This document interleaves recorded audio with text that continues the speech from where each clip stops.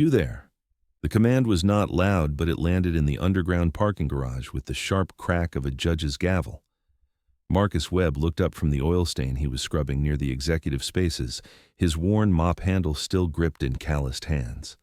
The woman standing beside the sleek silver Porsche 911 Turbo S was stunning in the way that power and wealth made people stunning. Her navy suit was cut with surgical precision, her dark hair pulled back in a style that said she had no time for anything that wasn't essential. But her expression, that was something else entirely. It was the look of someone who had just found the perfect punchline to a joke she'd been crafting all day. Victoria Cross, CEO of Cross Automotive Imports, gestured imperiously at her car. Behind her, a small crowd of executives had gathered near the elevator bank, their phones already out, barely concealing their anticipation. Her assistant, a weasel-faced man named Richard Blackwell, was smirking openly, his arms crossed as he leaned against a concrete pillar. "My car won't start," Victoria announced, her voice carrying across the cavernous space.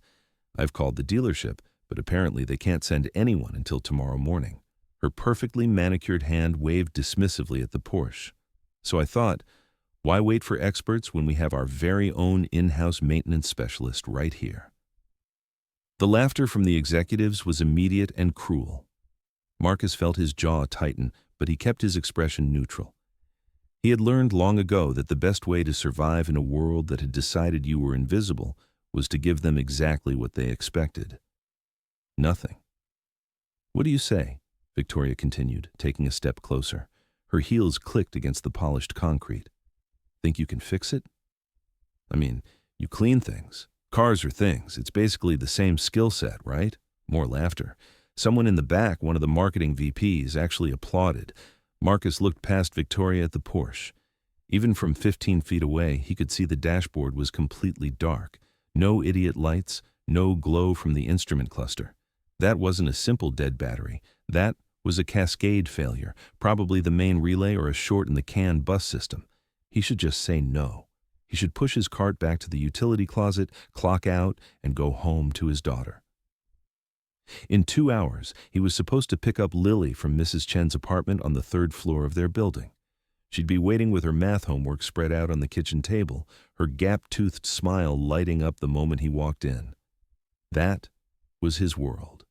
This parking garage, these people in their $1,000 suits, this wasn't his world anymore. He'd left that life behind 8 years ago for a reason. But then he thought about yesterday, about Lily coming home with red eyes she'd tried to hide, about the way she'd finally admitted, in a voice so small it broke his heart, that the kids at school had been asking what her daddy did for a living. When she'd told them he was a janitor, they'd laughed. One boy, the son of some finance executive, had said her dad was a nobody, that nobodies raised nobodies. She'd asked him, her voice trembling, "Daddy, are you a nobody?" He'd held her and told her that a person's job didn't define their worth, that there was dignity in all honest work, that he was proud of what he did. And he'd meant it. But he'd also seen the doubt in her eyes, the seed of shame that had been planted by careless cruelty. Victoria was still waiting, one eyebrow raised in amused expectation. The crowd had grown. More executives were filing out of the elevator, drawn by the spectacle. "Tell you what," Victoria said, her voice dropping into a tone of mock seriousness, "let's make this interesting. If you can fix my car right here, right now, I'll make you Vice President of Operations." Her smile was a razor blade. How's that for motivation? The laughter was deafening now. Someone whistled. Richard Blackwell was practically doubled over, his face red with mirth. Marcus set down his mop. He walked slowly across the garage, his footsteps echoing. He was 39 years old, but he felt ancient.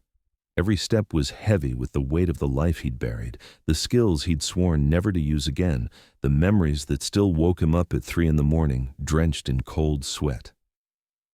He stopped in front of Victoria. Up close, he could see that her eyes weren't just brown. They were amber, flecked with gold, and despite the cruelty of her words, there was something else there. A tiredness, a brittleness. She was performing just as much as he was, he realized, playing the role everyone expected of her.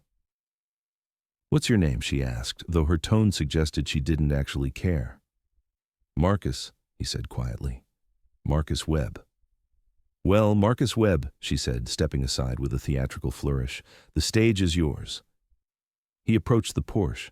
It was immaculate, the silver paint flawless, the interior leather the color of cream. This wasn't just a car. It was a statement. It probably cost more than he'd earn in 5 years. He stood there for a moment, his reflection distorted in the curved hood, and felt the old instincts stirring, the ones he'd tried to kill with monotony and exhaustion and the deliberate smallness of his new life. His hand reached out, seemingly of its own accord, and popped the hood release.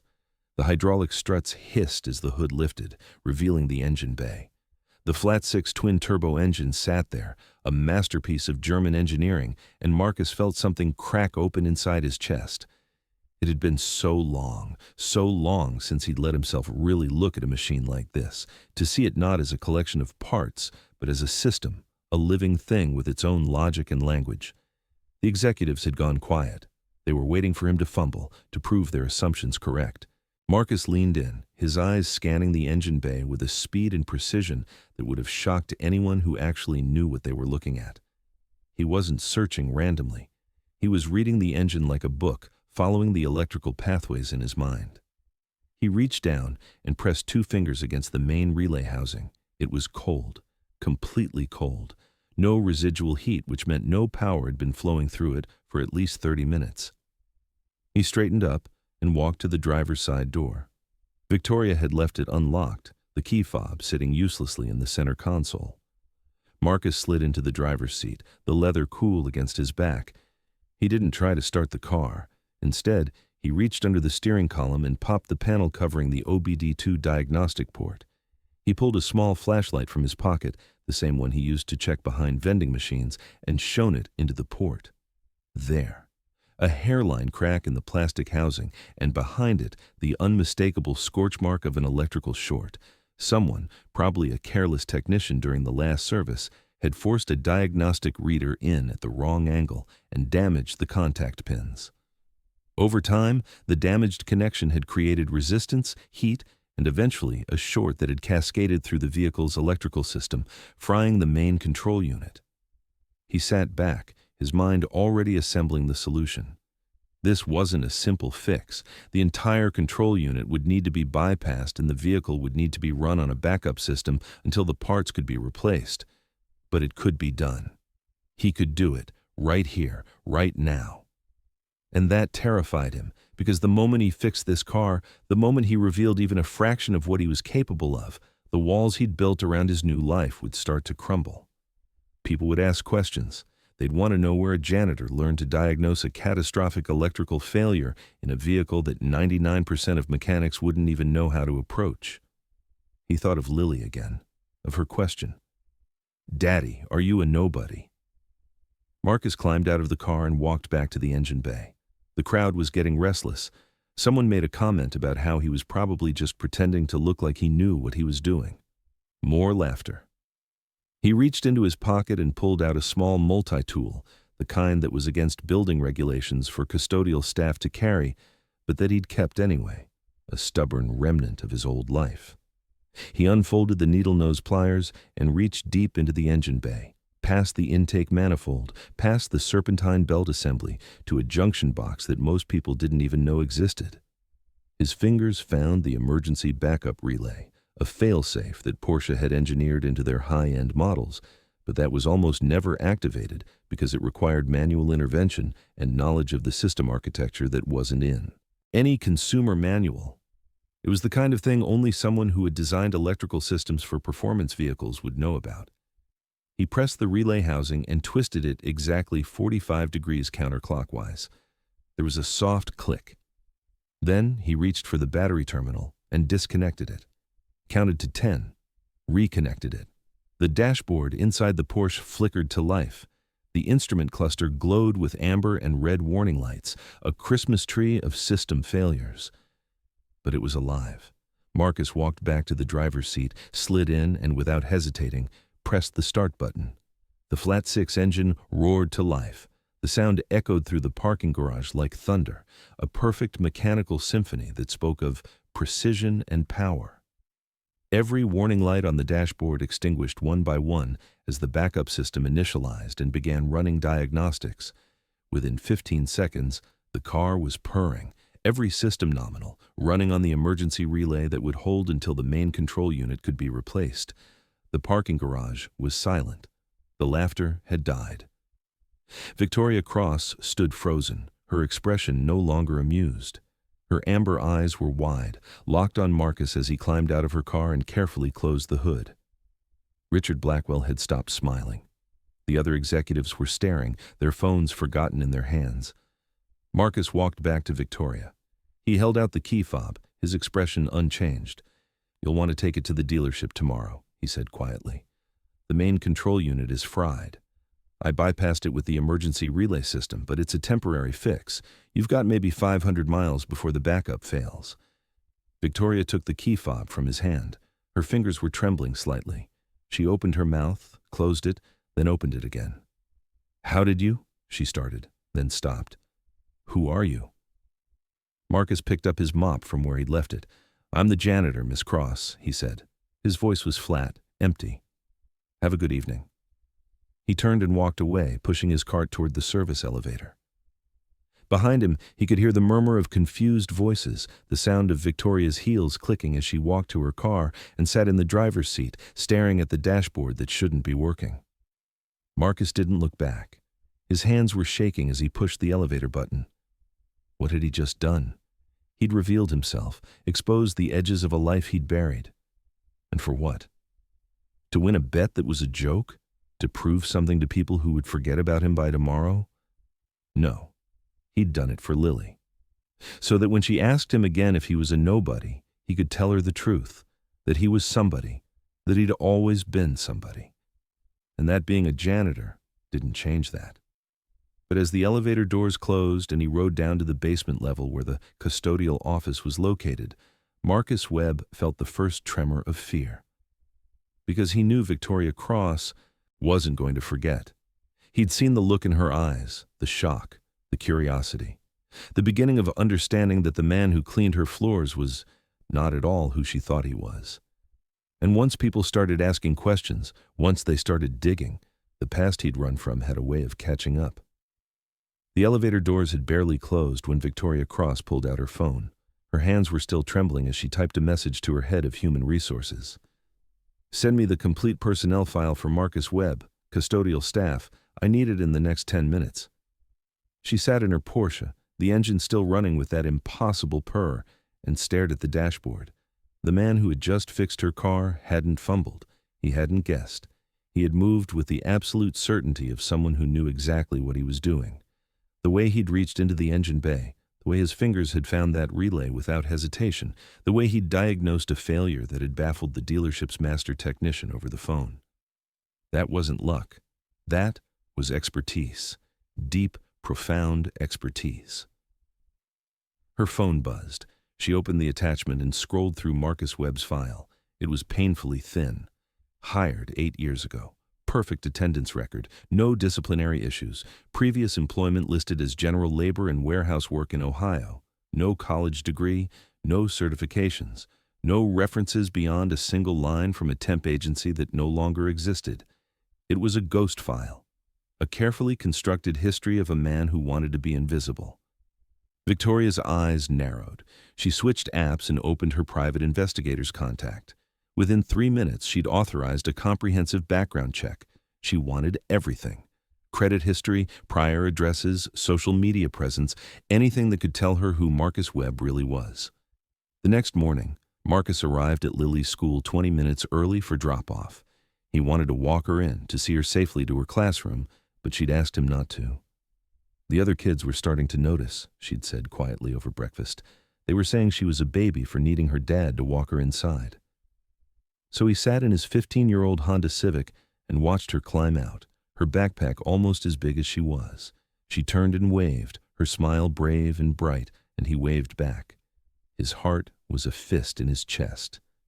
"Daddy," she'd said last night as he tucked her in, "did you really fix that lady's fancy car?" The story had already spread.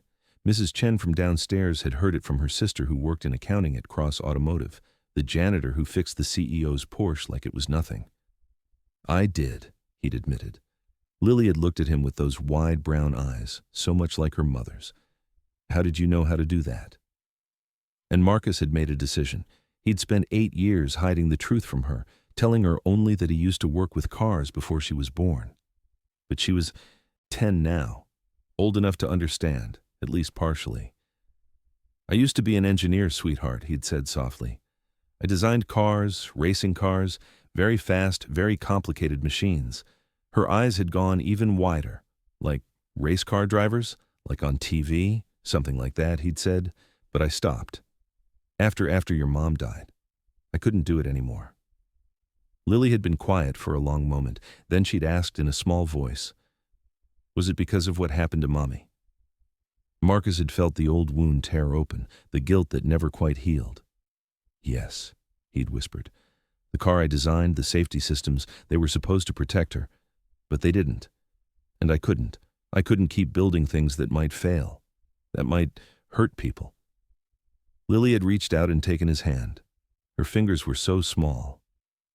Daddy, she'd said with the absolute conviction of childhood. It wasn't your fault. Accidents happen. That's why they're called accidents. He'd kissed her forehead and turned out the light, but her words had followed him into his sleepless night. It wasn't your fault. If only he could believe that.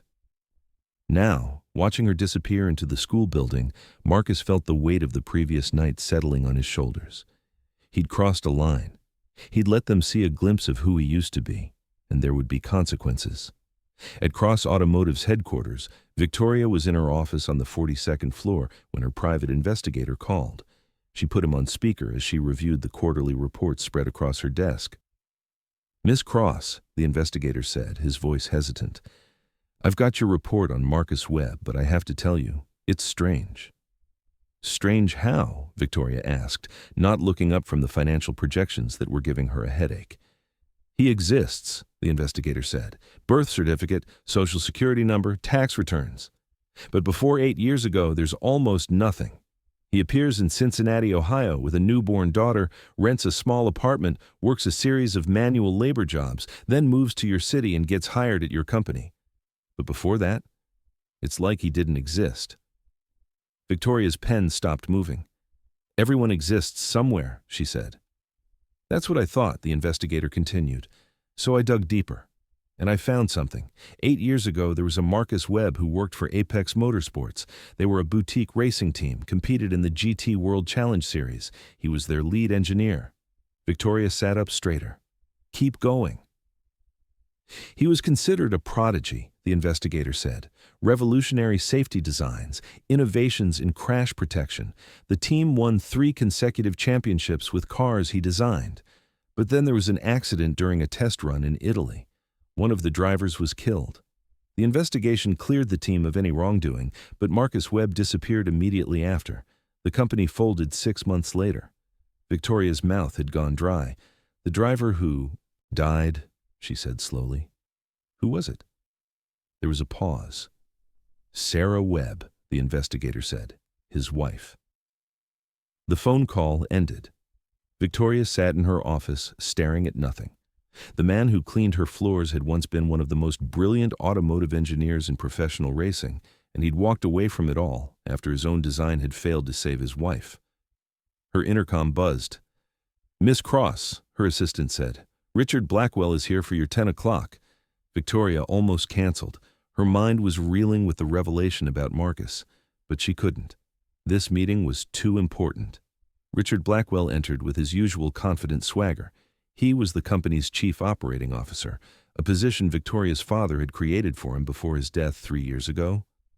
Richard was smooth, competent, and ambitious, sometimes too ambitious. Victoria, he said, settling into the chair across from her desk, we need to talk about the Giuliani situation. Victoria's headache intensified. The Giuliani situation was threatening to destroy everything she'd built. Cross Automotive imported and distributed luxury European vehicles across the East Coast. Their main supplier, Giuliani Motors out of Milan, had been their partner for 15 years, but in the last 6 months, they'd been receiving vehicles with defects. Minor at first, electronic glitches, trim pieces that didn't quite fit. But recently, the problems had escalated. Brake systems failing prematurely, engine management systems shutting down without warning. 3 lawsuits had been filed in the last month alone. Customers whose vehicles had malfunctioned, causing accidents. Not fatal, thank God, but serious enough. The legal exposure was in the millions, and the reputation damage was worse. "I've reviewed the quality reports," Victoria said, tapping the folder on her desk. "Giuliani claims they're meeting all specifications. They're saying the issues are arising during transport or at our distribution centers." Richard nodded sympathetically. "I know. I've been in constant contact with their operations director. They're pointing fingers at us. We're pointing fingers at them. It's a mess." "We need an independent assessment," Victoria said. "A third-party engineer to examine the vehicles and determine where the defects are originating. I've reached out to 3 firms, but none of them can start for at least 6 weeks. Richard leaned back in his chair. 6 weeks might be too long, Victoria. The board is getting nervous. There's talk of bringing in external consultants to review our entire operation. There's talk of, he paused delicately, leadership changes. Victoria's blood went cold. Leadership changes was code for removing her as CEO. Her father's company, the legacy she'd spent years protecting and growing, was being threatened, and she knew exactly who was behind those whispers. Richard himself. She'd seen the signs for months, the private conversations with board members that ended when she entered the room. The carefully worded emails that seemed designed to make her look indecisive or out of touch. Richard wanted her job. He'd been patient, waiting for the right crisis, the right moment to make his move. "I'm aware of the board's concerns," Victoria said, her voice steady despite the anger building in her chest. "I'm handling it." "Of course you are," Richard said, standing.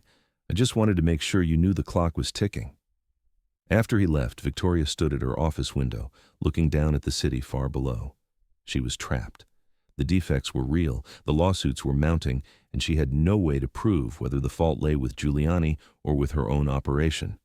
Without proof, the board would assume she'd lost control. Richard would present himself as the stable alternative, and she'd lose everything. Her phone buzzed with a text from building security. "Miss Cross, there's been an incident in the executive parking garage. Your Porsche was returned from the dealership with a diagnostic report you should see." Victoria took the elevator down. The dealership's service manager was waiting, looking embarrassed. "Miss Cross," he said, handing her a thick folder, "I owe you an apology. When you called yesterday about the electrical failure, we ran the standard diagnostics remotely and told you it was likely the battery. But after examining the vehicle this morning, we found the actual problem. It was a catastrophic failure of the main control unit caused by a short in the diagnostic port." He shook his head. "Honestly, I don't know how you got the car running. Our master technician said the damage should have required a full tow and a complete electrical system replacement." Victoria looked at the report. It detailed everything Marcus had diagnosed in less than 5 minutes. The fried control unit, the damaged diagnostic port, the emergency relay bypass that had saved her thousands in towing fees. "There's more," the service manager said, looking uncomfortable. "We found 2 other issues your previous service center completely missed. A developing crack in the coolant reservoir that would have failed within a month, and a misaligned brake caliper that was causing uneven pad wear. Whoever did your emergency repair spotted these and left notes." Victoria took the folder. The notes were written in precise mechanical shorthand on a piece of paper towel. They detailed the coolant issue and the brake problem with technical accuracy that made the dealership's diagnostic report look amateurish. She knew that handwriting. She'd seen it on the maintenance logs Marcus filed every night. That evening, Victoria did something she'd never done before. She stayed late, waiting in the executive parking garage until the night shift began. She watched Marcus emerge from the service elevator, pushing his cart, his movements efficient and practiced. He saw her and stopped. For a long moment, they simply looked at each other. "I know who you are," Victoria said quietly. "I know what you were." Marcus's face remained expressionless. "Then you know I'm not that person anymore." Victoria took a step closer. "My company is failing, Marcus. We're receiving defective vehicles and I can't prove where the defects are coming from. I need an engineer, someone who can examine these cars and tell me the truth, someone I can trust." Marcus shook his head slowly. I can't. You can? Victoria pressed. I saw what you did with my car. You found problems trained technicians missed. You could? No, Marcus said, his voice sharp. His carefully controlled mask cracked, revealing the pain beneath. You don't understand. The last time I trusted my expertise, the last time I designed a system and told someone it was safe, my wife died. She died because I was wrong, because I missed something. I won't ever put myself in that position again. This isn't the same, Victoria said. It's exactly the same, Marcus countered. You want me to examine vehicles, to certify they're safe or not safe. And what if I'm wrong again? What if I miss something and someone gets hurt? His hands clenched into fists. I push a mop now, Miss Cross. I clean floors. And no one dies because I missed a crack in a coolant reservoir or a misaligned brake caliper. That's the life I chose. That's the life I can live with. Victoria saw the anguish in his eyes and realized she'd pushed too hard. I'm sorry, she said softly. I shouldn't have asked. Marcus picked up his mop and began to walk away. Then he stopped and turned back. His face was exhausted, the face of a man who'd been carrying a weight for far too long. The defects you're seeing, he said quietly, are they consistent? Same systems failing across different models? Victoria nodded. Brake systems and engine management, different vehicles, different model years, but always those two systems. That's not manufacturing variation, Marcus said. That's intentional. Someone is either using substandard parts or sabotaging the supply chain. You need to check your procurement records, see if there's been any recent changes in suppliers for those specific components. He turned and walked away, disappearing into the shadows of the parking garage.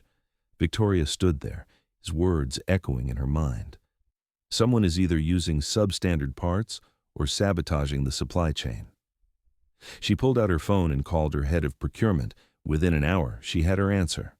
6 months ago, Richard Blackwell had personally approved a switch to a new supplier for brake components and engine management chips. The change had been buried in routine operational updates. It had saved the company 12% on parts costs.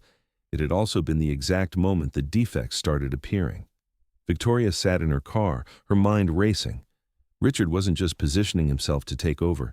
He was actively sabotaging the company, creating a crisis he could then solve, making himself look like the hero while she took the fall.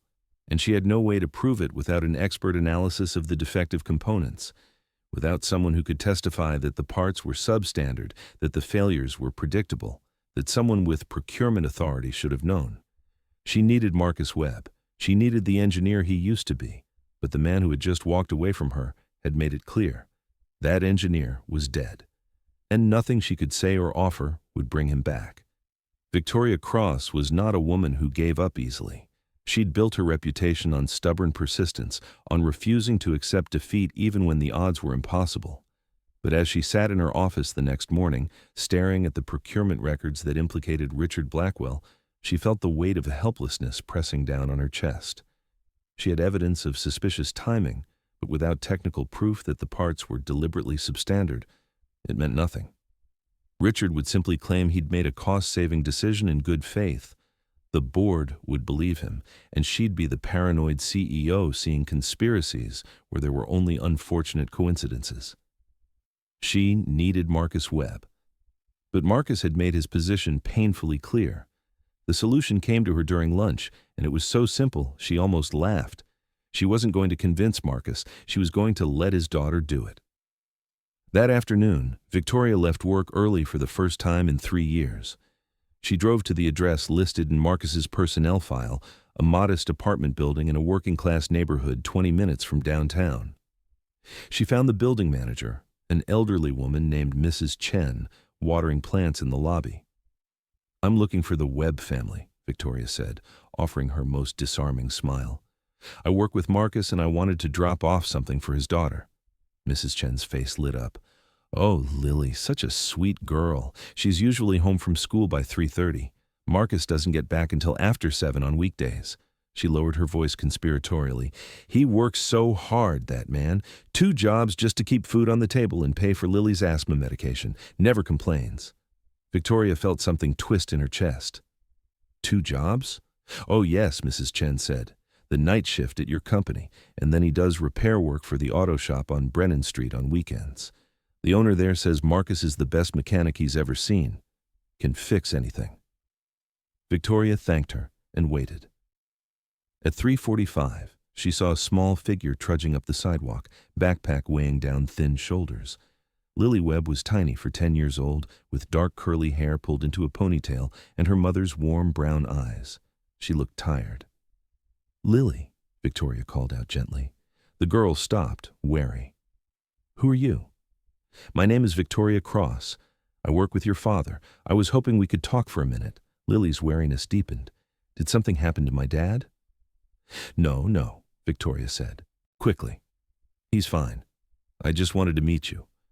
Your father did something really amazing at work the other day, and I wanted to thank him properly." Lily's expression shifted, a mixture of pride and something else.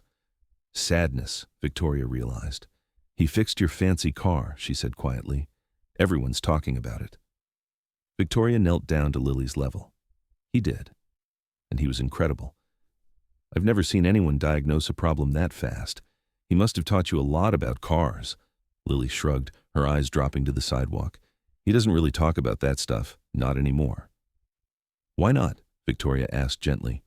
"Because," Lily said, her voice small. "Because of what happened to my mom. She kicked at a crack in the concrete. She died in a car accident, a race car, and my dad designed it, so now he thinks it's his fault." Victoria felt her heart break a little. "Is that what he told you?" Lily shook her head. "He doesn't have to tell me. I can see it. Every time he looks at pictures of her, he gets this look, like he's sorry." She looked up at Victoria, and there were tears shining in her eyes. But it wasn't his fault. Accidents happen. That's what accidents are. "You're very wise," Victoria said softly. Lily wiped at her eyes. "The kids at school don't think so. They think I'm stupid because my dad's just a janitor." She said the word with such bitterness it shocked Victoria. "This boy, Trevor, his dad works at your company too. He's some kind of boss. And Trevor said my dad is a nobody, that nobody's raised nobodies." Victoria felt a surge of anger so intense it took her breath away. "That's not true," she said fiercely. "Your father is one of the most brilliant people I've ever met. Do you know what he used to do? Before your mom died?" Lily nodded. "He was an engineer. He built race cars. He wasn't just an engineer," Victoria said. "He was a genius. He revolutionized safety systems. He saved lives with his designs. And the reason he doesn't do it anymore isn't because he's not good at it. It's because he loved your mother so much that losing her broke something inside him." Lily was crying openly now. "I know he's smart," she whispered. "I know he could do important things, but he won't. And I don't know how to tell him that I'm proud of him anyway, that I don't care if the kids at school think he's nobody, because he's everything to me." Victoria pulled out a business card and pressed it into Lily's hand. "If you ever need anything," she said, "anything at all, you call me. Okay? And you tell your father that the CEO of the company he works for thinks he's extraordinary. You tell him that Victoria Cross said his daughter should be very, very proud." That evening, when Marcus got home from his shift, Lily was waiting at the kitchen table. She had the business card in front of her. "A lady came to see me today," she said without preamble. "Victoria Cross. She said you're extraordinary." Marcus felt his blood run cold. "She came here?" "She wanted to meet me," Lily said. "She told me about what you used to do, about how you were famous." She looked up at him, her eyes fierce. "Why didn't you ever tell me you were famous?" "Because I'm not anymore," Marcus said quietly, sitting down across from her. "That was a different person, Lily. A different life." "Trevor's dad is a boss at her company," Lily said, her voice trembling. "And Trevor said you're nobody. He said I'm nobody because you're nobody. But you're not, are you? You're someone who chose to be nobody. And I don't understand why." Marcus felt the words hit him like physical blows. "Baby," he started. "The lady said you won't help her because you're scared," Lily interrupted. "She said her company is in trouble and people might get hurt, and you're the only one who can help, but you won't because of what happened to Mom." She wiped angrily at her tears. "Mom wouldn't want you to be scared, Daddy. She wouldn't want you to stop being who you are because of her." Marcus stared at his daughter, this fierce, brilliant little girl who saw through all his carefully constructed walls. "You're right," he whispered. "She wouldn't." 2 days later, Marcus found himself in Victoria's private office on the 42nd floor. It was the first time he'd ever been above the ground level of the building. The view was dizzying. "I have conditions," he said without preamble. "No one can know I'm doing this. No public role, no testimony, nothing that puts my name on any official documents. I examine the vehicles, I give you my analysis in writing, and that's it." Victoria nodded. "Agreed." "And this doesn't change anything," Marcus continued. "After this is done, I go back to my job. We go back to what we were." Victoria met his eyes. "What were we, Marcus?" "You're the CEO," he said flatly. "I'm the janitor. That's what we were. That's what we'll be." They started that night. Victoria had 3 of the defective vehicles brought to a private service bay in the building's basement, a space normally used for executive car maintenance. Marcus arrived after his regular shift ended, still in his custodial uniform. For the first hour, he worked in complete silence. Victoria watched as he moved around the vehicles with a precision that was almost hypnotic. He didn't just look. He touched, listened, measured. His hands moved over the components with the gentleness of a surgeon, and his face held an expression of intense concentration she'd never seen on anyone. Finally, he straightened up from the 3rd vehicle. His face was grim. "It's deliberate," he said. "These aren't manufacturing defects. These are intentional substitutions." "Show me," Victoria said. Marcus pointed to the brake caliper assembly. "This is supposed to be a high-grade aluminum alloy, heat-treated, stress-tested, rated for extreme conditions." He tapped it with his knuckle, and it made a dull, flat sound. "This is pot metal. Cheap, brittle, completely inadequate for the stress loads these vehicles generate. It'll work fine for maybe 10,000 miles. After that, the metal fatigues. Microfractures form. And then one day, when the driver really needs the brakes, the caliper housing shatters." Victoria felt sick. How many of these did we sell? Marcus pulled out a notepad and did some quick calculations. "Based on the model years and the time frame you gave me, probably around 800 vehicles, maybe more." 800, Victoria breathed. 800 cars with brakes that could fail without warning. "It's worse than that," Marcus said. He moved to the engine bay and pointed to a small black box. "This is the engine management chip. It controls fuel injection, timing, emissions, everything. This one looks right at first glance. But look here." He showed her a nearly invisible seam in the casing. "This has been opened and modified. Someone swapped out the original chip for a counterfeit. It'll run fine under normal conditions. But if the engine experiences high load, high heat, the counterfeit chip can't handle the processing demands. It'll shut down.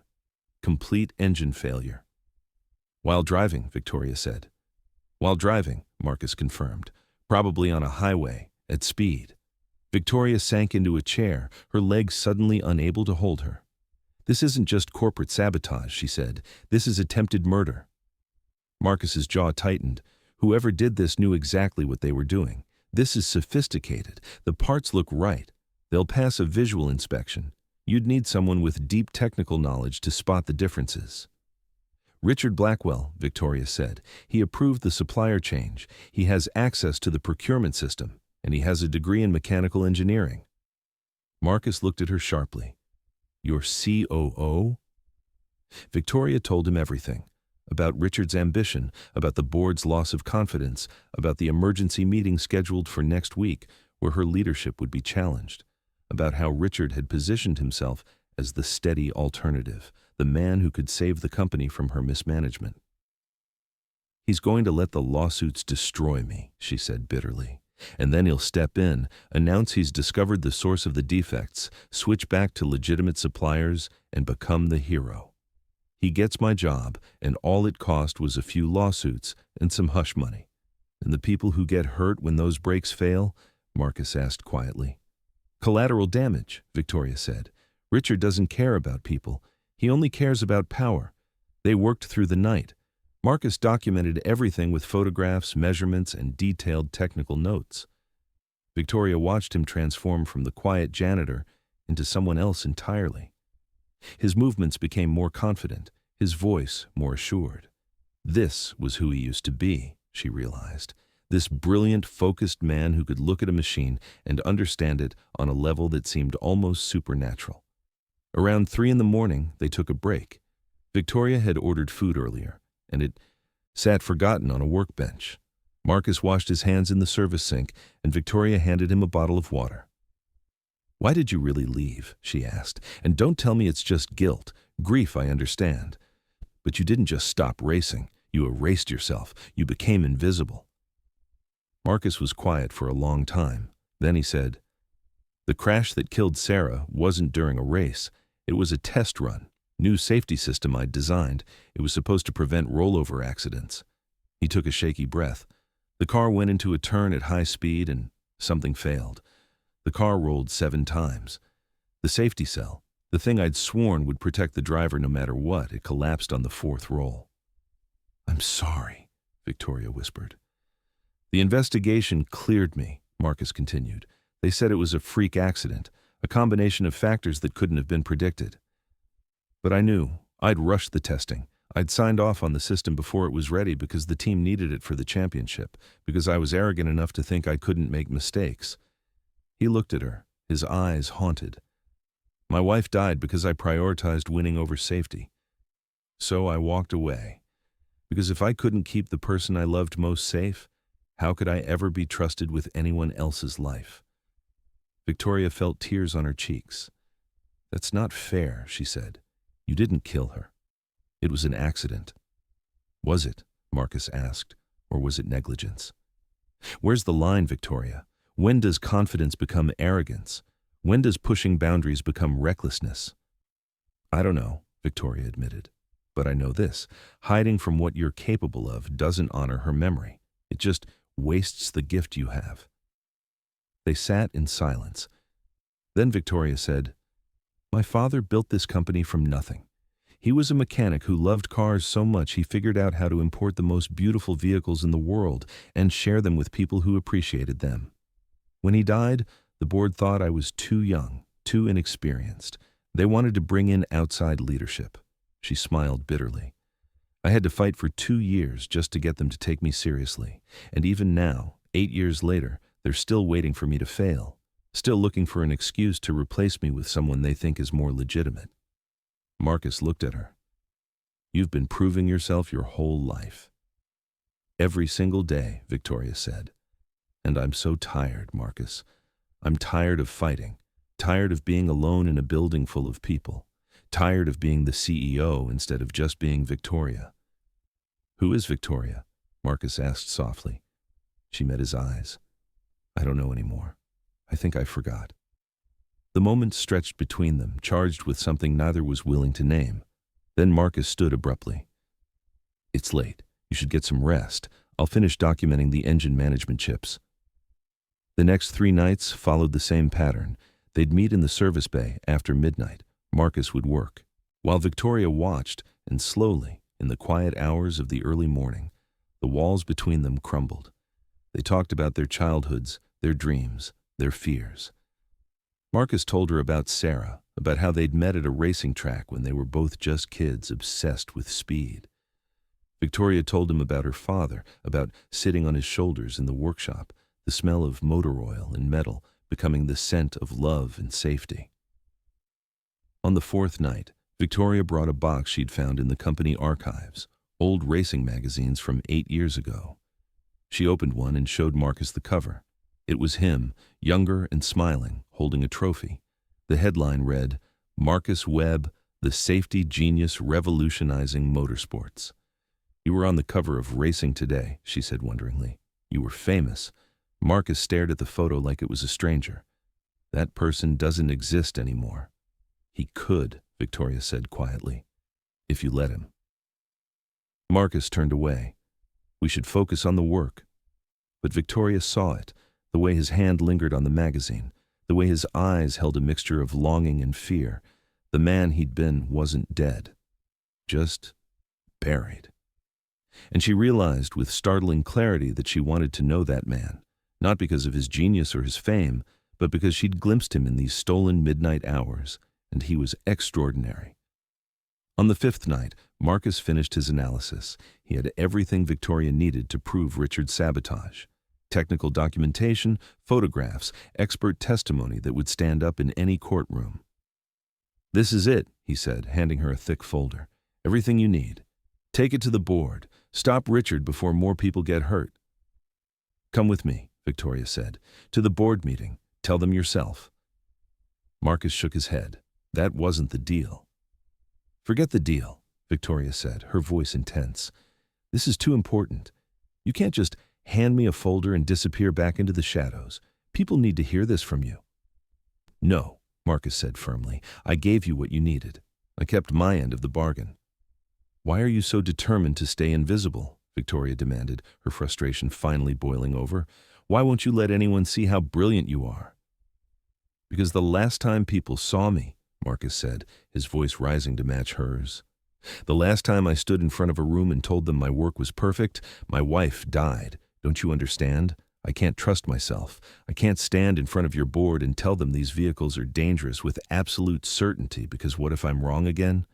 What if I missed something?" "You didn't miss anything," Victoria said. "I've watched you work for 5 days. You're meticulous. You're thorough. I'm scared," Marcus said, the words breaking on a sob. "I'm terrified. And I can't. I can't go back to being that person who thought he had all the answers." Victoria stepped closer to him. "You don't have to have all the answers," she said, softly. "You just have to tell the truth. That's all I'm asking." Marcus looked at her, this powerful woman who had somehow seen past every wall he'd built, who had looked at a janitor and seen an engineer, who had made him remember what it felt like to use his mind for something more than figuring out the most efficient way to mop a floor. "I can't," he whispered. "Okay," Victoria said, though her eyes were bright with tears. "Okay?" She took the folder and left. Marcus stood alone in the service bay, surrounded by the vehicles he'd dissected, and felt the weight of his choice crushing him. He'd given her what she needed. He had done his part. And now he could go back to being nobody.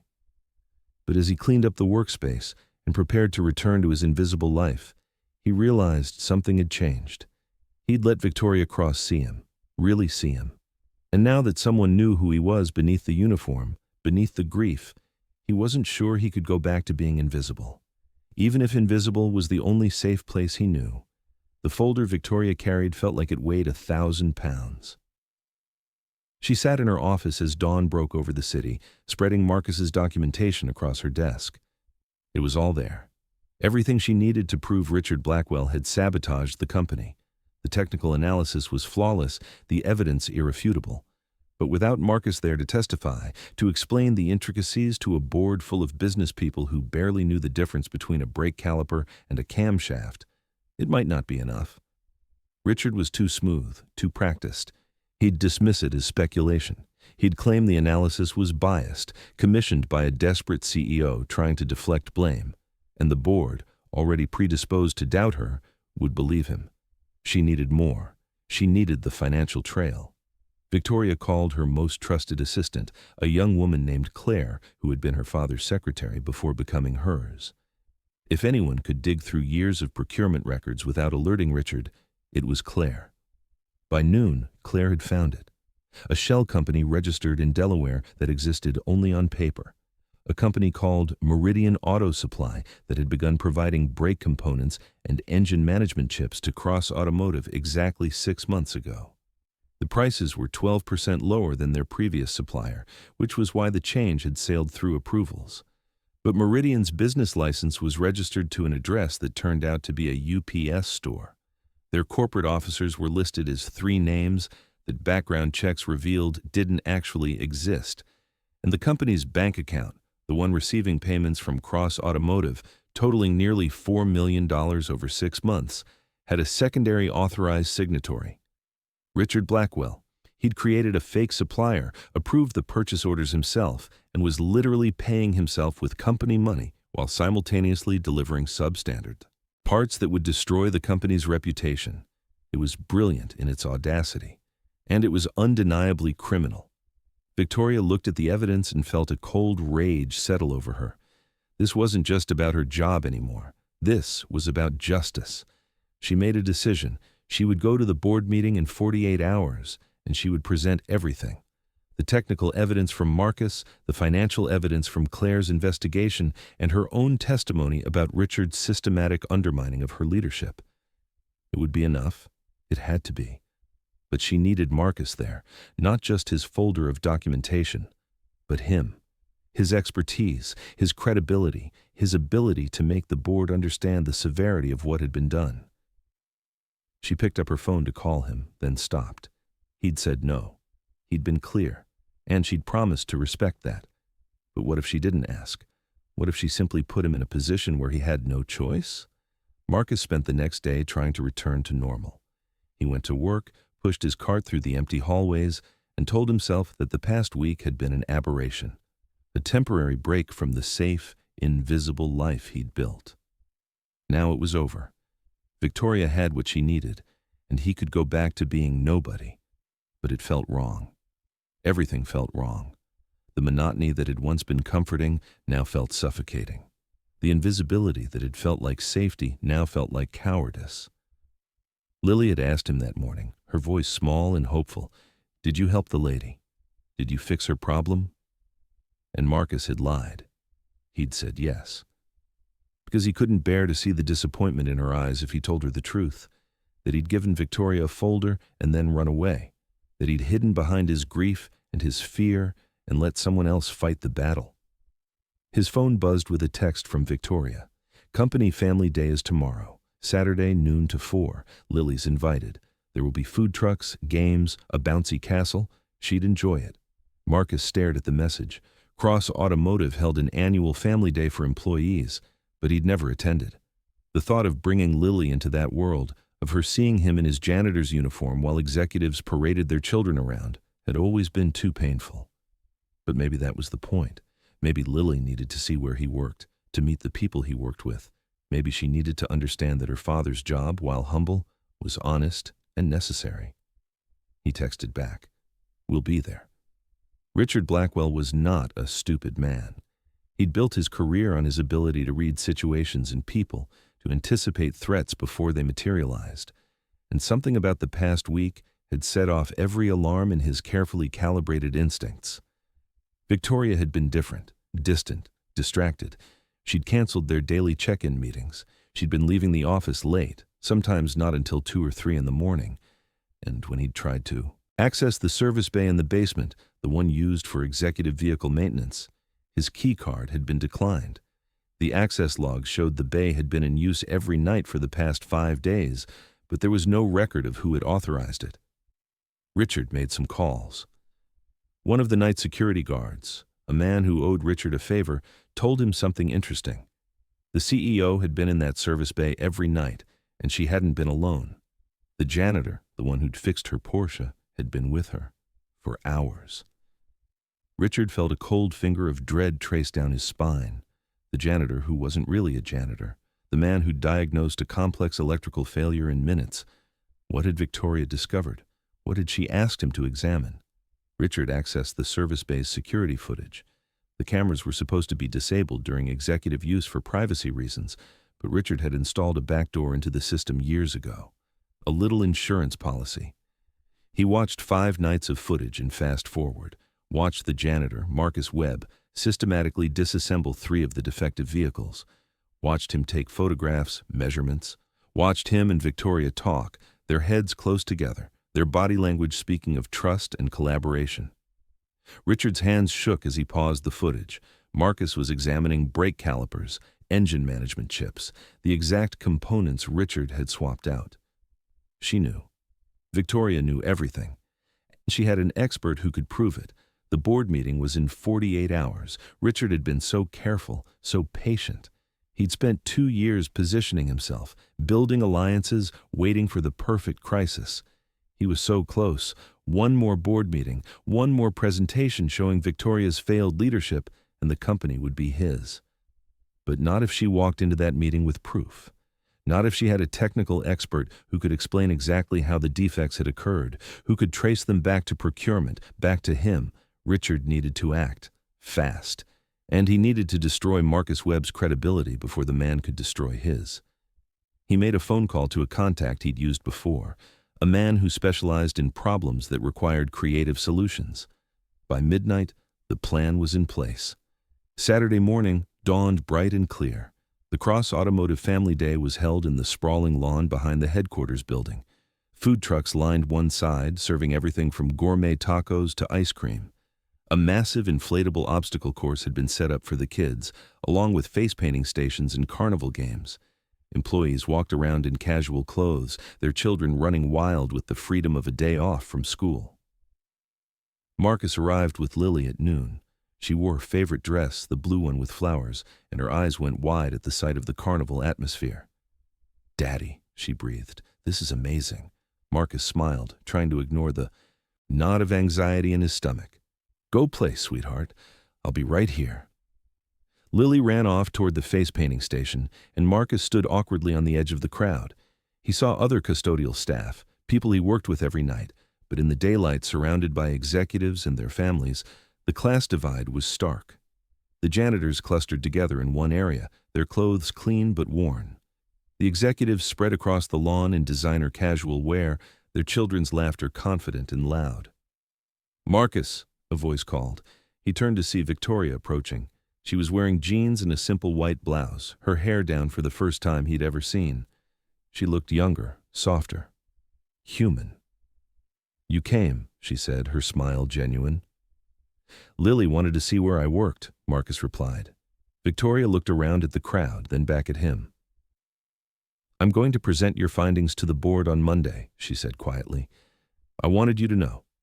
I'm going to credit you, Marcus. I'm going to tell them that Marcus Webb, our custodial staff member, has a background in automotive engineering and that he conducted the analysis." Marcus felt panic flare. "Victoria, we agreed. I know what we agreed," she interrupted. "But I can't do this without you getting recognition. You saved this company. You saved people's lives. That deserves to be acknowledged." Before Marcus could respond, there was a commotion near the main entrance to the building. 4 police cars pulled up, lights flashing. Officers emerged and began walking toward the crowd. "Marcus Webb," one of them called out, his voice carrying across the suddenly silent lawn. "We need you to come with us." Marcus felt the world tilt. "What?" The officer approached, his expression professional but cold. "We have a warrant to search your employee locker. We've received a credible tip that you're in possession of controlled substances." "That's insane," Marcus said, his heart hammering. "I don't do drugs. I've never." The officers moved past him toward the building. The entire Family Day crowd was watching now, hundreds of eyes locked on the unfolding drama. Marcus saw Lily running toward him, her face painted like a butterfly, her expression confused and frightened. "Daddy, what's happening?" "Nothing, baby," Marcus said, trying to keep his voice steady. "It's just a misunderstanding." But it wasn't a misunderstanding. 10 minutes later, the officers emerged from the building holding a clear evidence bag. Inside was a small brick of white powder and a digital scale. They'd been found in Marcus's locker, tucked behind his spare uniform. "Marcus Webb," the lead officer said, pulling out handcuffs. "You're under arrest for possession of a controlled substance with intent to distribute." "No," Marcus said, his voice breaking. "No, that's not mine. I've never seen that before. Someone planted it." "They always say that," the officer said, not unkindly. He snapped the cuffs around Marcus's wrists. Lily screamed. It was a sound of pure anguish that cut through the crowd like a knife. "Daddy!" She tried to run to him, but Mrs. Chen, who had come to the event at Marcus's invitation, caught her and held her back. "It's okay, baby," Marcus called out, his own voice thick with tears. "It's going to be okay, I promise." But it wasn't okay. As the officers led him to the police car, Marcus saw Richard Blackwell standing near the building entrance. Their eyes met for a single devastating moment. Richard's expression was calm, satisfied. The message was clear. You should have stayed invisible. Victoria watched the police car drive away, her mind reeling. This was Richard. It had to be. The timing was too perfect, too convenient. Marcus was scheduled to be her expert witness in 48 hours, and suddenly, he's arrested on drug charges in front of hundreds of witnesses, including his daughter. She pulled out her phone and called her lawyer. "I need you to post bail for someone," she said, and I need you to do it now." At the police station, Marcus sat in a holding cell and stared at the concrete floor. The charges were serious. Possession with intent to distribute carried a mandatory minimum sentence. Even if he could prove the drugs weren't his, the arrest itself was damaging. Child Protective Services had already been contacted. A social worker was on her way to assess whether Lily was safe in his custody. He'd lost. Everything he'd been trying to protect, everything he'd sacrificed for, it was all gone. His daughter would be taken away. His credibility was destroyed, and Victoria would face the board alone, her expert witness, now a suspected drug dealer. Richard had won. The cell door opened. A guard gestured. "You made bail." Marcus looked up, confused. "I didn't call anyone. Someone called for you," the guard said. Marcus was processed out and walked into the lobby to find Victoria waiting. She looked furious and determined and somehow still beautiful, despite the rage radiating off her. "It was Richard," she said without preamble. "He planted those drugs. We both know it." "Knowing it and proving it are different things," Marcus said dully. He felt hollow, scooped out. "I'm done, Victoria. I can't help you. I can't even help myself." They drove back to his apartment in silence. When they arrived, they found Mrs. Chen with Lily in the lobby. A woman in a county services blazer was with them, her expression professionally sympathetic. "Mr. Webb," the woman said, "I'm Sandra Mills from Child Protective Services. Given the nature of the charges against you and the fact that you're a single parent, we need to conduct an assessment to ensure your daughter's safety." "Those charges are false," Victoria said sharply. "Mr. Webb is being framed." "That may be true," Sandra said calmly, "but until it's proven, we have protocols." She looked at Marcus. "I'd like to speak with Lily privately, and I'll need to inspect your home." An hour later, Sandra emerged from Marcus's apartment. Lily was with her butterfly face paint smeared with tears. "The assessment isn't conclusive," Sandra said carefully, "but given the circumstances, I'm recommending temporary foster placement until this is resolved." "No," Marcus said, the word torn from somewhere deep in his chest. "Please. She's all I have?" "Daddy?" Lily sobbed, trying to pull away from Sandra's gentle grip. "It's just temporary," Sandra said, but her eyes were kind.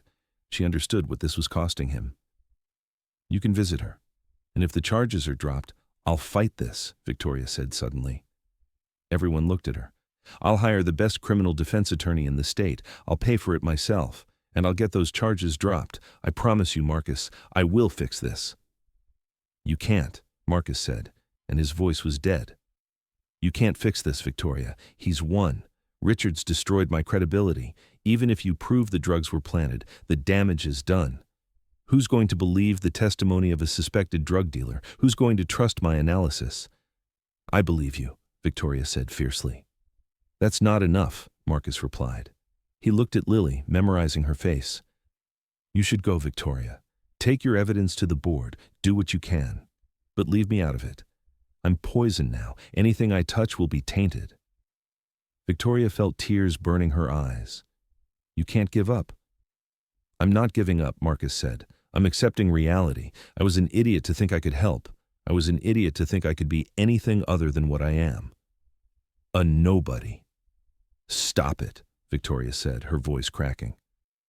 "You were right to laugh at me in that parking garage," Marcus continued, each word like he was pulling out pieces of himself. "You were right to think I was just the janitor. 'Cause that's all I am. That's all I'll ever be."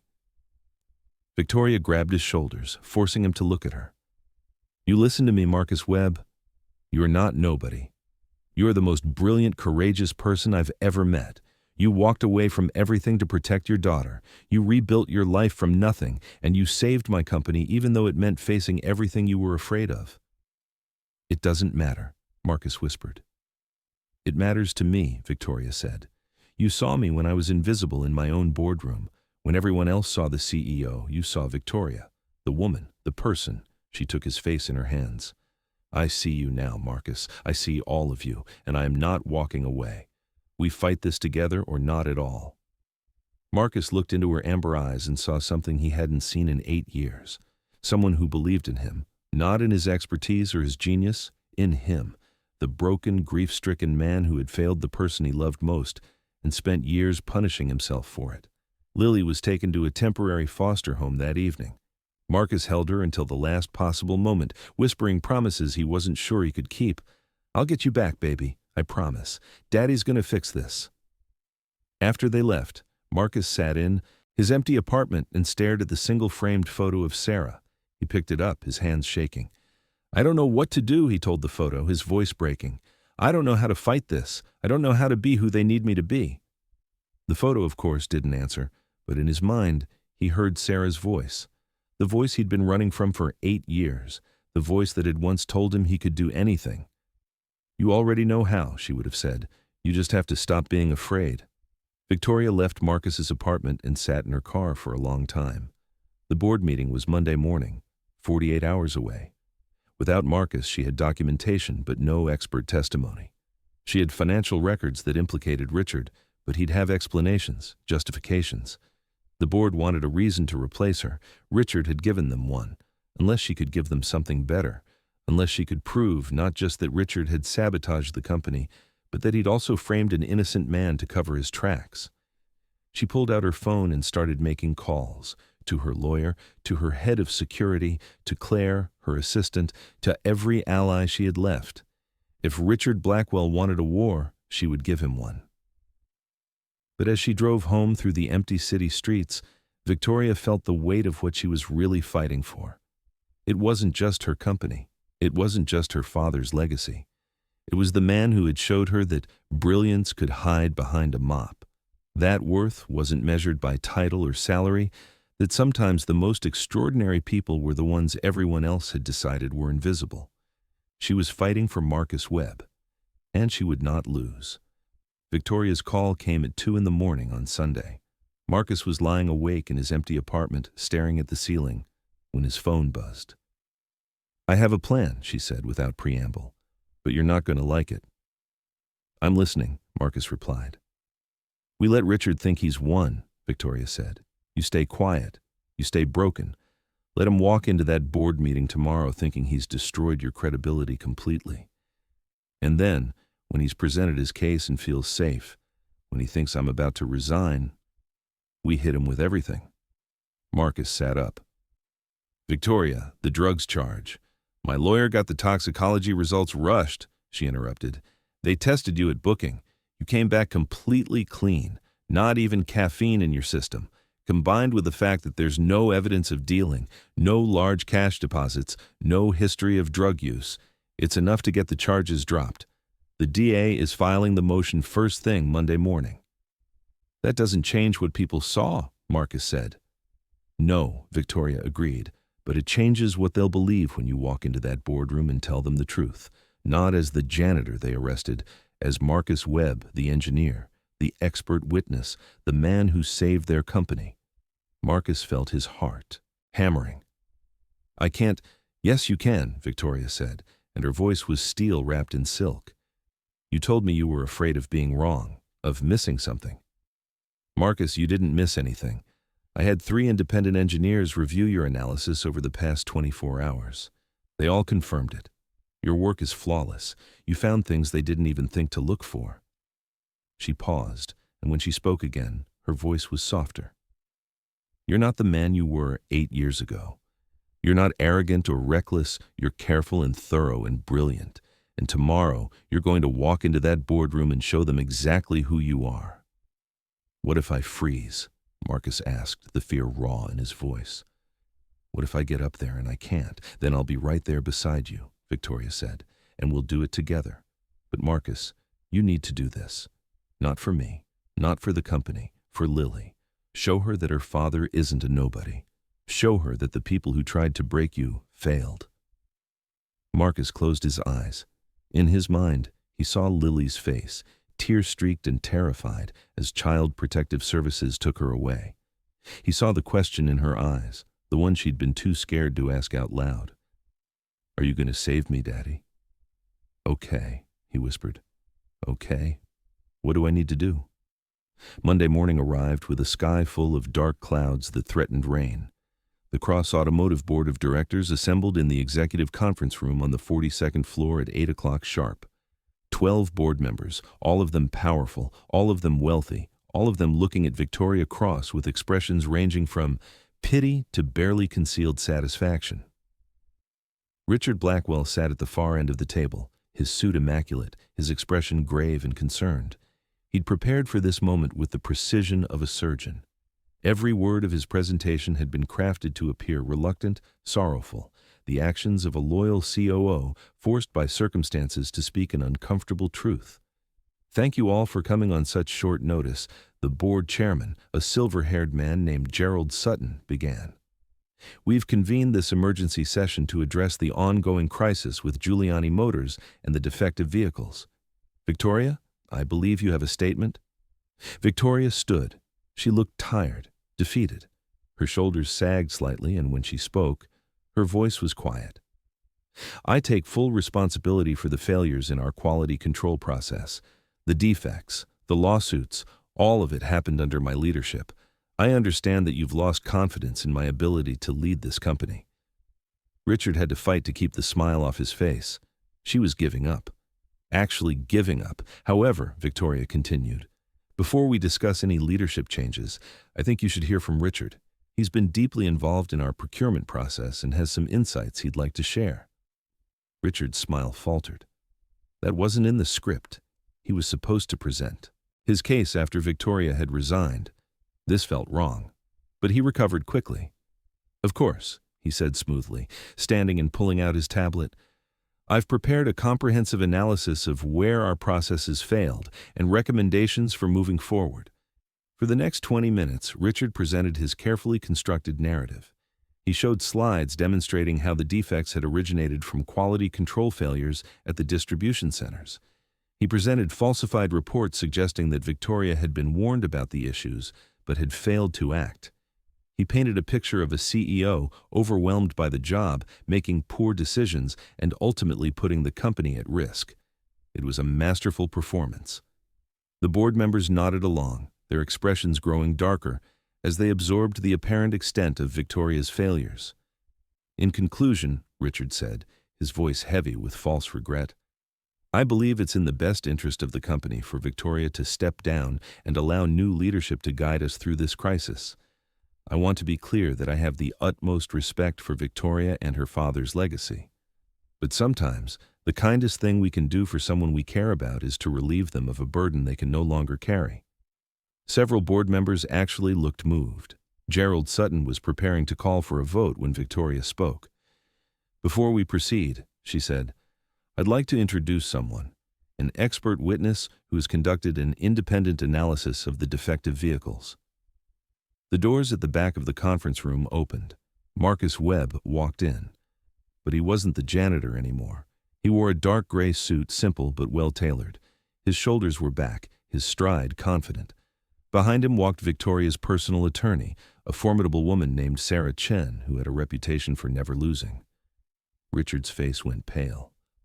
No, this wasn't possible. Webb was supposed to be destroyed, discredited, broken. "This is Marcus Webb," Victoria said. "He's an automotive engineer who's been working with me to investigate the source of the defects. Mr. Webb, would you please share your findings?" Marcus placed a leather portfolio on the table and opened it. His hands were steady. When he spoke, his voice was clear and authoritative. It carried the weight of someone who knew exactly what he was talking about. "I've conducted a comprehensive examination of 3 representative vehicles from the defective batch," he began. "What I found wasn't manufacturing variation or quality control failures. What I found was deliberate sabotage." He pulled out the first photograph and placed it on the table. "This is a brake caliper from a vehicle sold 3 months ago. The housing appears to be standard aluminum alloy. But spectroscopic analysis reveals it's actually a zinc-based pot metal, completely inadequate for the thermal and mechanical stresses of braking. Under normal use, this component will fail catastrophically within 10,000 to 15,000 miles." He placed another photograph. "This is an engine management chip. It appears genuine, but internal examination shows it's a sophisticated counterfeit. The processing capabilities are insufficient for high load conditions. At highway speeds, under stress, this chip will cause complete engine failure." The board members leaned forward, their attention now completely on Marcus. Richard sat frozen, unable to speak. "These aren't defects," Marcus continued. "These are deliberate substitutions of substandard components. Someone with procurement authority approved a supplier change 6 months ago. That supplier, Meridian Auto Supply, doesn't actually exist. It's a shell company created to funnel money while delivering dangerous counterfeit parts." He pulled out a thick stack of financial documents and placed them in front of Gerald Sutton. "This is the paper trail. Meridian Auto Supply's bank account has received nearly $4 million from Cross Automotive over 6 months.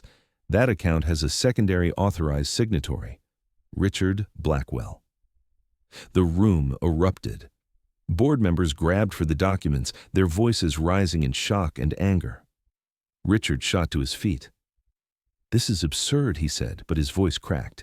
"This man, this janitor, was arrested for drug possession 2 days ago. He's facing criminal charges. And you're going to believe his testimony?" Marcus turned to face Richard directly. "You're right that I work as a janitor," he said quietly. "I have for 8 years.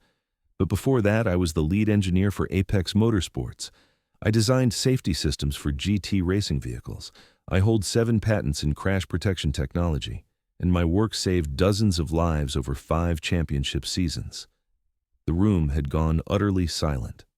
"I walked away from that career," Marcus continued, his voice thick with emotion, "because during a test run in Italy, a vehicle I designed failed. My wife, Sarah Webb, was the test driver. The safety cell I had certified as perfect collapsed during a rollover. She died instantly." Several board members gasped. Marcus's eyes were bright with tears, but his voice remained steady. "I blame myself. I convinced myself that if I couldn't keep the person I loved most safe, I had no right to design anything that other people would trust with their lives. So I disappeared. I took my daughter and I found the most invisible job I could find. I became nobody." He looked at Victoria, then back at the board. "But Victoria Cross asked me to examine these vehicles, and I found the same thing I found in my wife's accident, a failure that should have been prevented, a failure that someone with expertise should have caught. And I couldn't let it happen again." Marcus pulled out his final document, a technical report bound in blue covers. "This is my full analysis. 3 independent automotive engineers have reviewed and verified every finding. The parts installed in approximately 800. Vehicles are ticking time bombs. Within the next 6 months, we will see multiple catastrophic failures. People will die, and Cross Automotive will be held responsible. Unless," he added, looking directly at Richard, "we act now, recall every affected vehicle, replace every compromised component, and hold accountable the person who put profit above human life." Victoria stood. She pulled out her laptop and connected it to the conference room's display screen. What appeared was security footage from the custodial area on Saturday morning, time-stamped 3 hours before the Family Day event began. The footage showed Richard Blackwell using a master key to open Marcus's locker. It showed him placing a clear plastic bag inside, tucking it behind the spare uniform. It showed him making a phone call, his lips clearly visible saying the words, "He's in locker 17. "You framed Marcus," Victoria said, her voice ringing with controlled fury, "because he was about to expose your embezzlement scheme. You planted drugs on an innocent man, you had him arrested in front of his daughter, and you tried to have his child taken away, all to protect yourself." Richard's face had gone from pale to gray. He looked around the room, searching for any ally, any sympathetic face. He found none. The board members were staring at him with expressions of horror and disgust. Gerald Sutton reached for his phone. "Security," he said quietly. "We need you in the executive conference room, and call the police." Richard made a last desperate attempt. "You can't prove any of this. It's his word against mine. A janitor versus a COO." "No," Victoria said. "It's the word of a decorated engineer and expert witness supported by 3 independent technical analyses, financial records, and video evidence, versus the word of a man who's about to be arrested for fraud, embezzlement, and witness tampering." 2 security guards entered, followed moments later by 2 police officers. Richard Blackwell was read his rights and led from the conference room in handcuffs.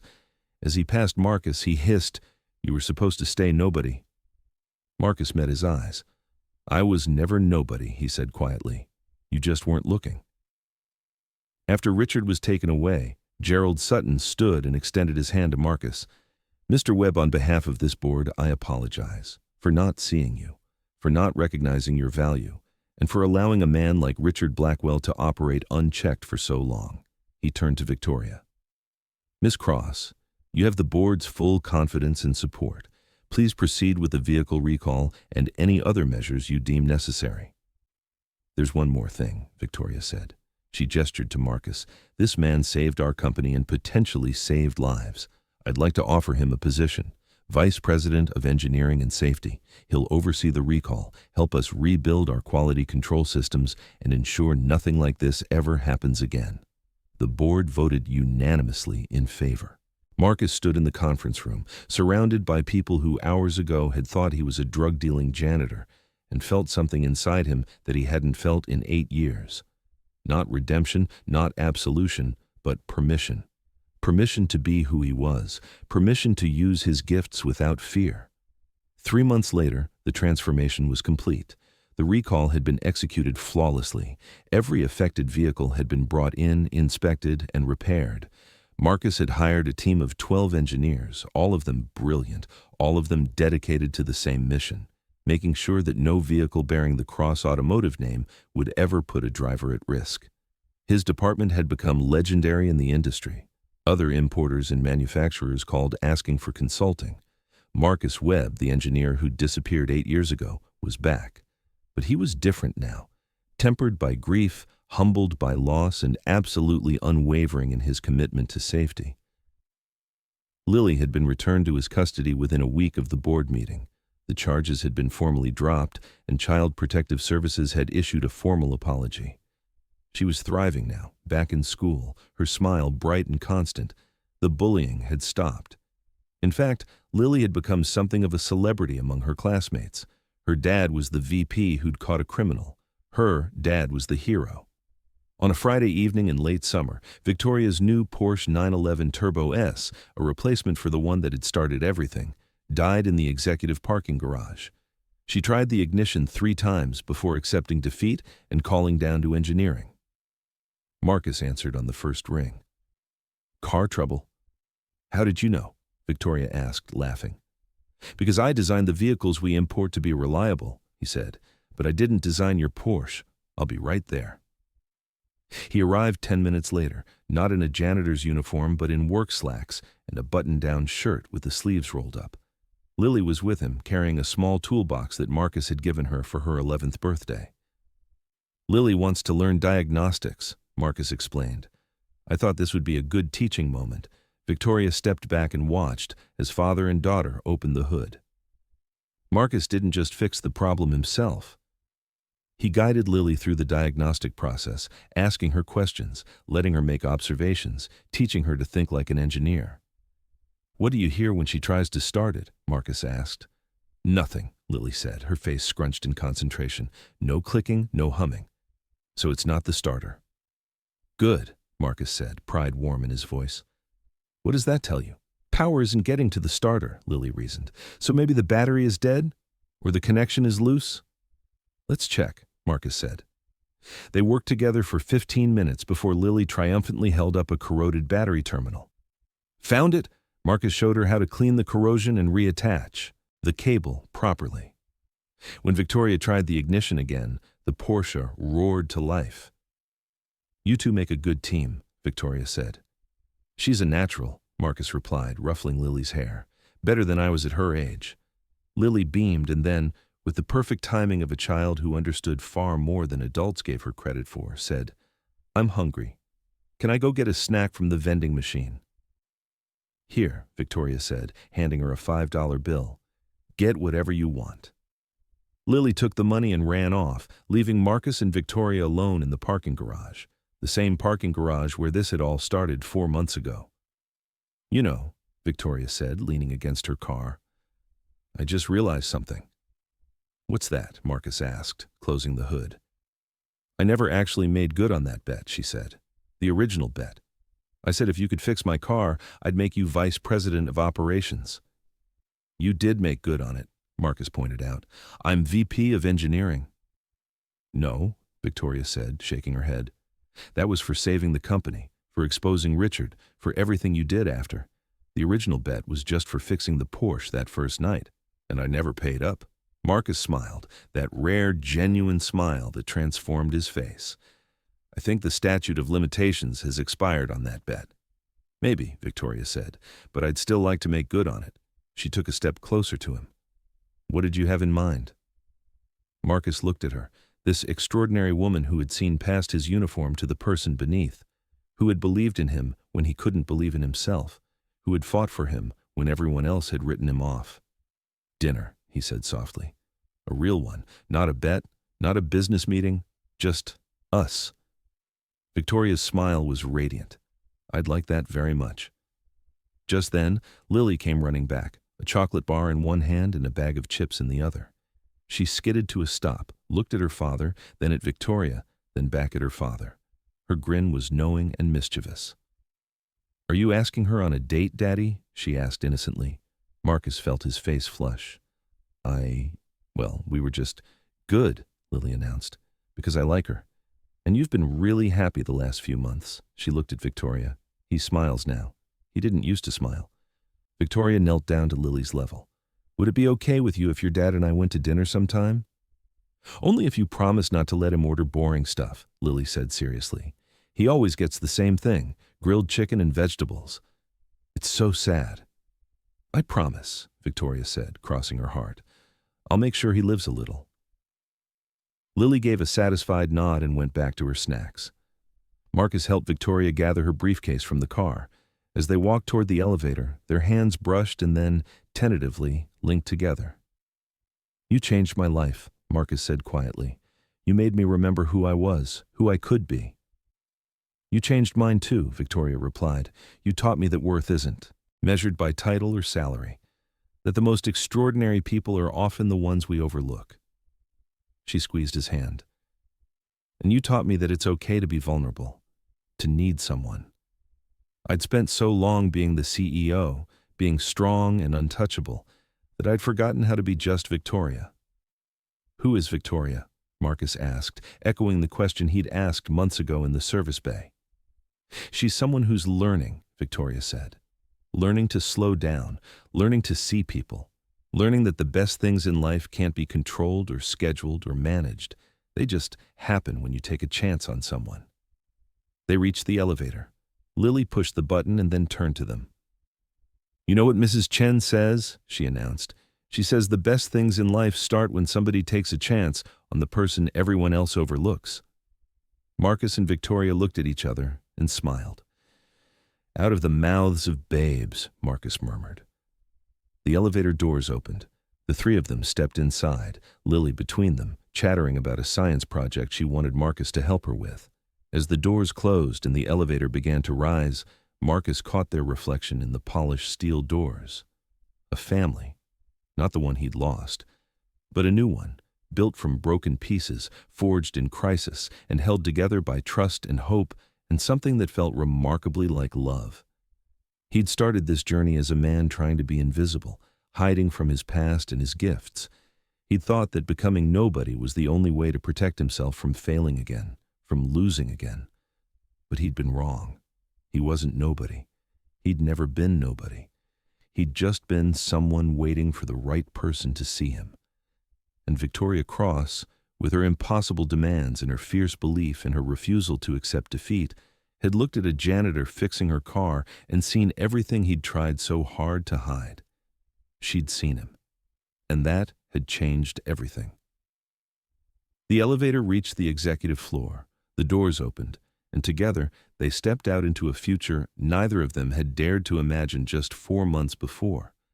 A future built not on bets or jokes or cruel games, but on the simple, profound truth that sometimes the most extraordinary love stories begin in the most ordinary places. Sometimes they begin with a broken-down car and a question that sounds like mockery but becomes a promise. Sometimes they begin with someone brave enough to look past the uniform and see the person beneath. And sometimes, just sometimes, they begin when a janitor fixes a Porsche and changes two lives forever.